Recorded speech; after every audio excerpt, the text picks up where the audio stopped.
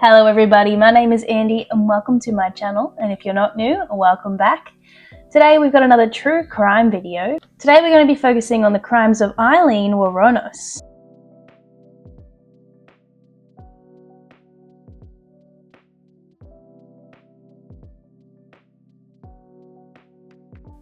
Before we get started, I just want to say thank you to everyone that has subscribed. We're currently at 44 subscribers, which doesn't sound like a lot, but when I started this channel I had 0. So that's 44 people that are currently, hopefully, watching this video. So thank you so much everybody for subscribing and liking and just engaging with the videos in general. It really makes me feel good and I like creating videos. Alright, let's talk a little bit about Aileen.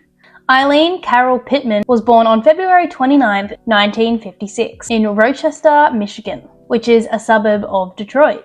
Her mother, Diane Wuronos, was just 14 years old when she married Aileen's father, 18-year-old Leo Pittman, on June 3rd in 1954. And in March of 1955, Diane gave birth to Aileen's older brother, Keith. But after less than 2 years of marriage, Diane filed for divorce, and she gave birth to Aileen at the age of just 16 years old. Now, this divorce happened just 2 months before Aileen was born, so she never really met her father, Leo. In 1967, Leo Pittman was arrested and sentenced to life imprisonment for kidnapping and assaulting a 7-year-old girl. In January of 1960, when Aileen was just 4 years old, Diane abandoned both of her children, leaving them with their maternal grandparents, Laurie and Britta, who legally adopted Keith and Aileen on March 18th in 1960. Unfortunately, both of her grandparents were alcoholics, and they weren't very good people either. Aileen's childhood friend stated that she once witnessed Aileen's grandfather beating her with a belt for 5 minutes straight. Aileen also claimed that her grandfather had sexually assaulted her and forced her to undress before beating her. Aged just 11 years old, Aileen began exchanging sexual favors for cigarettes, drugs, and food at school. And she also had engaged in some sexual activity with her own brother. In 1970, at just age 14, she became pregnant after being sexually assaulted by a friend of her own grandfather. Aileen's friends have claimed that the identity of the rapist was a locally known pedophile who was in his 60s. Aileen gave birth to a little baby boy in a home for unwed mothers on March 23rd in 1971, and her grandfather forced her to give up the child for adoption.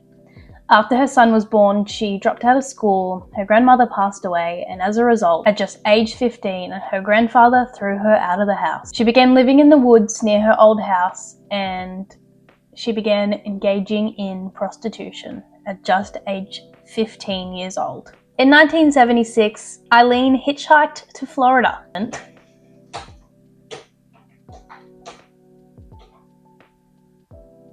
where she met 69-year-old yacht club president Louis Gratz Fell. They married quickly, and the announcement of their marriage was printed in the local newspaper's society pages. During this time, she got in multiple bar fights and was charged with assault multiple times, including hitting Louis with his own walking stick, which led him to gain a restraining order against her after just weeks of being married. In 1986, 30-year-old Aileen met 24-year-old Tyria Moore, a motel maid at a Daytona Beach gay bar called Zodiac. They moved in together and Aileen supported them with her earnings as a prostitute. On July 4th in 1987, Daytona Beach police arrested them both for assaulting someone. God, this woman cannot just keep her hands off of people. This may not be very relevant to the story, but Aileen later claimed that she was in love with Tyria and was quoted as saying at her trial, "It was love beyond imaginable. Earthly words cannot describe how I felt about Tyria." Before her execution, Aileen claimed that she was still in love with Tyria. Okay, well now we're going to get into the meat of the story. So this lovely lady that we're speaking about murdered 7 men within 12 months. On November 30th, 1989, Richard Charles Mallory, age 51, solicited Aileen for her services.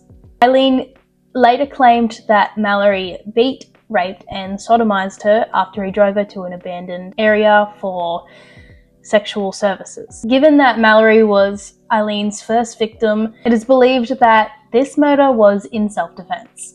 It was later discovered that Mallory was previously convicted of this very similar thing in the past, but this was not mentioned until very, very late in the trial. 2 days after the murder, a Volusia County deputy sheriff found Mallory's car abandoned, and on December 13th, his body was found miles away in a wooded area. He had been shot several times. 2 bullets to the left lung were found to have been the cause of death. On May 19, 1990, construction worker David Andrew Spears, age 47, was declared missing. On June 1, 1990, his naked body was found along US 19 in Citrus County. He had been shot 6 times with a .22 pistol. On June 6, 1990, the naked body of 40-year-old part-time rodeo worker Charles Edmund Karskinen was found in Pasco County. The body had been wrapped in an electric blanket and was badly decomposed. He had been shot 9 times with, once again, a .22 pistol. Witnesses even claimed to have seen Aileen in his car and even pawned a gun that belonged to Charles. His murder was believed to have taken place on the 31st of May 1990. This crime actually involves Tyria. In June of 1990, Peter Abraham Seens, age 65, left Jupiter, Florida for Arkansas. On July 4, 1990, his car was found in Orange Springs, in Florida. Tyria and Aileen were seen abandoning the car, and Aileen's handprint was found on the interior door. His body has never been found.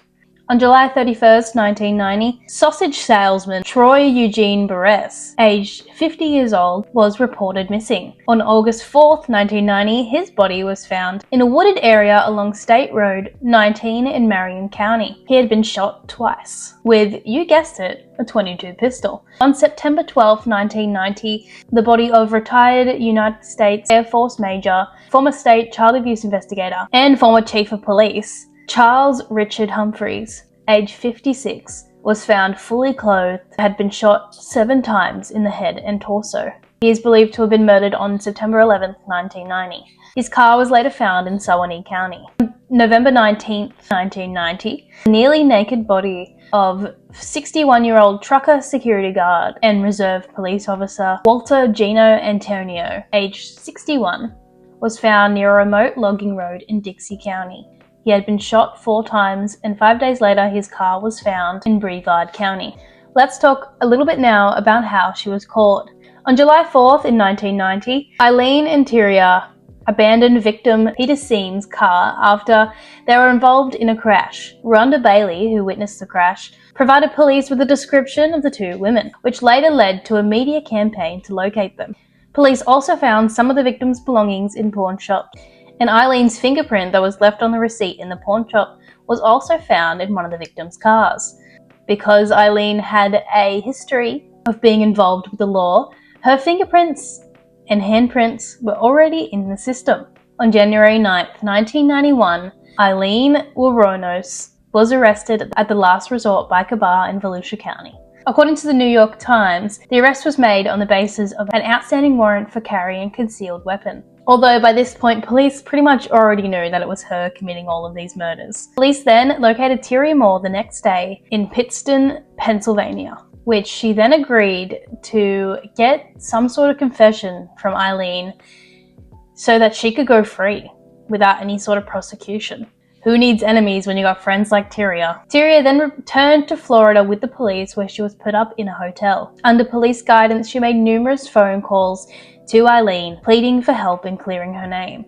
3 days later, on January 16, 1991, Aileen Wuornos confessed to the murders. She claimed that all 7 men tried to rape her and she killed all of them in self-defense. In November of 1991, Aileen was legally adopted by 44-year-old Arlene Prowl. Now, I don't know who this lady is, and also Aileen had never met her before this. She had just seen her in the newspaper and decided to adopt her. A little bit strange, but alright. You do you.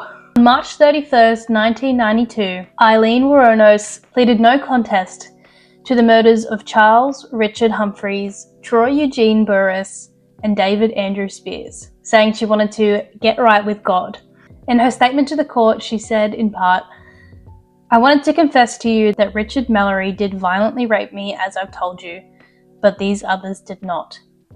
They only began to start to." On May 15, 1992, Aileen was given 3 death sentences. In June of 1992, she pleaded guilty to the murder of Charles Edmund Carsgidden. In November of 1992, she received her 5th death sentence. And then in February of 1993, she pleaded guilty to the murder of Walter Bueno Antonio and was sentenced to death again. No charges were brought against her for the murder of Peter Seams, as his body was never found. So in all, she received 6 death sentences. She was incarcerated in death row at Florida Department of Corrections and was then transferred to Florida State Prison for her execution. Her appeal to the US Supreme Court was denied in 1996. "I killed those men," she wrote. "Robbed them as cold as ice, and I'd do it again too. There's no chance in keeping me alive or anything, because I'd kill again. I have hate crawling through my system. I'm so sick of hearing this 'she's crazy' stuff. I've been evaluated so many times. I'm competent, sane, and trying to tell the truth. I'm one who seriously hates human life and would kill again." Aileen's execution took place on October 9, 2002 by way of lethal injection. She declined her last meal, which could have been anything under $20, and instead received a cup of coffee. Her last words were, "Yes, I would just like to say I'm sailing with the Rock, and I'll be back. Like Independence Day, with Jesus. June 6th, like the movie. Big mothership and all. I'll be back. I'll be back." She died at 9:47 a.m. and was the 2nd woman in Florida and the 10th woman in the United States to be executed by lethal injection since the 1976 Supreme Court decision to restore capital punishment. After her death, several movies, documentaries, and books were made about Aileen's story. There's one 2003 film called Monster that stars Charlize Theron and Christina Ricci that was written about her life. All in all, whether or not Aileen was acting in self-defense or whether she was murdering for the sake of robbing and not leaving a witness, this story is really sad. She had a terrible, terrible childhood and was forced into stuff that no child should ever be forced into. That being said, if you did enjoy this video, make sure that you leave a like, leave a comment on what true crime video you think I should do next. Or if you have any suggestions for other videos, let me know in the comments below. Thanks again for everybody who has already subscribed. It does really mean a lot to me. And I'll see you all in the next one. Bye!